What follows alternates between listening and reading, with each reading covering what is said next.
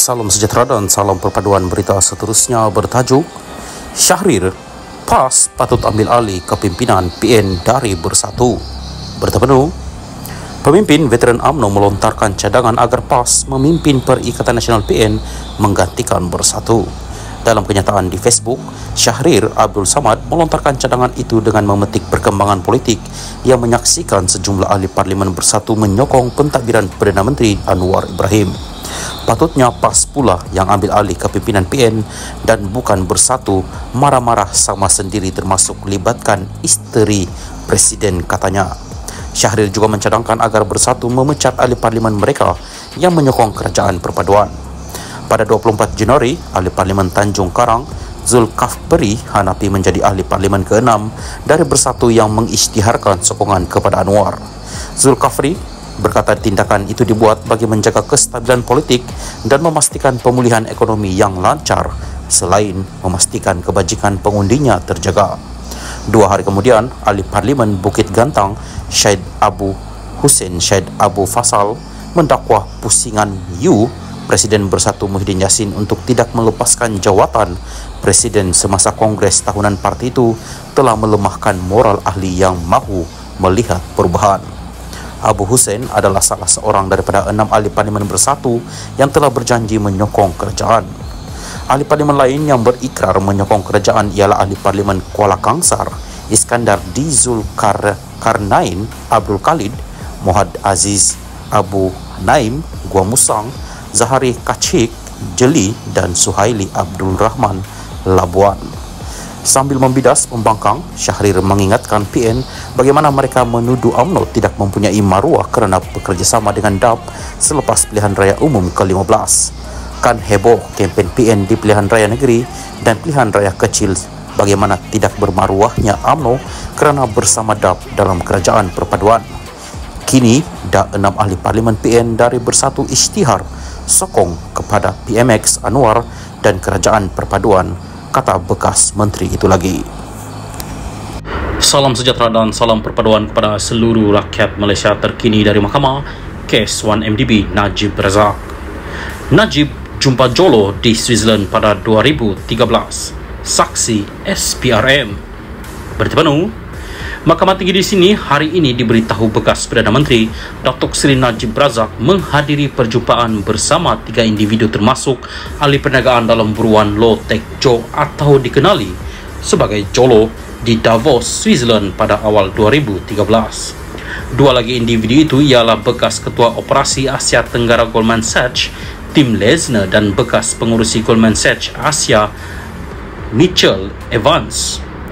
Penguasa Kanan Suruhanjaya Pencegahan Rasuah Malaysia SPRM Nur Aida Arifin 37 berkata Lesner mencadangkan supaya pengumpulan dana dibuat oleh One Malaysia Development Berhad 1MDB ada surat sokongan daripada kerajaan Malaysia.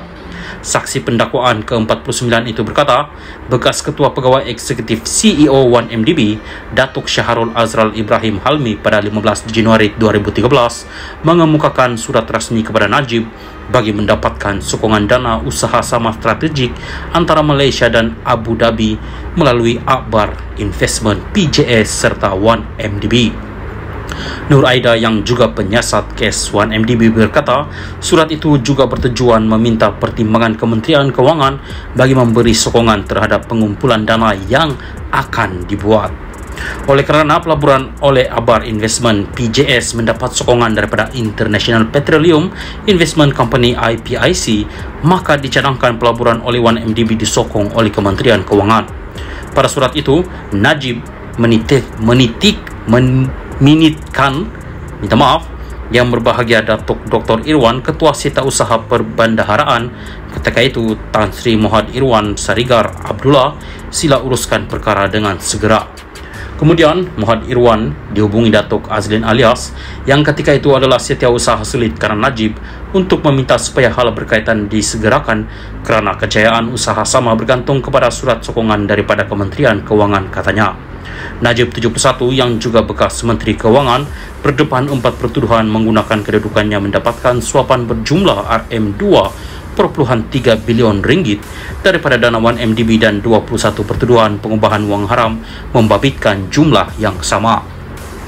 Nur Aida berkata, Pada peringkat awal cadangan usaha sama antara Malaysia dan Abu Dhabi, Goldman Sachs mencadangkan supaya kerajaan Malaysia menyediakan satu Letter of Comfort (LOC) sebagai satu bentuk jaminan kepada terbitan bond yang akan dibuat 1MDB.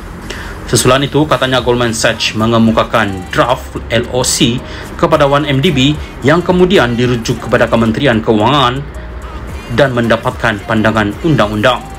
Bahagian Undang-Undang Kementerian Keuangan yang menelitinya menyatakan LOC itu bersifat satu bentuk jaminan yang memberikan contractual obligation atau kewajipan kontrak kepada kerajaan Malaysia. Pada 29 Januari 2013, satu resolusi ahli lembaga pengarah DCR bertajuk Joint Venture with Akbar Investment PJS for Investment and Development of Real Property Assets disediakan. Tujuan DCR bagi mendapatkan kelulusan ahli lembaga pengarah BOD 1MDB bagi usaha sama berkenaan. DCR diluluskan serta-merta oleh BOD 1MDB kerana ia dilampirkan bersama dua dokumen yang ditandatangani terlebih dahulu oleh Najib bertarikh 29 Januari 2013, katanya. Perbicaraan di hadapan Hakim Datuk Colin Lawrence Quera.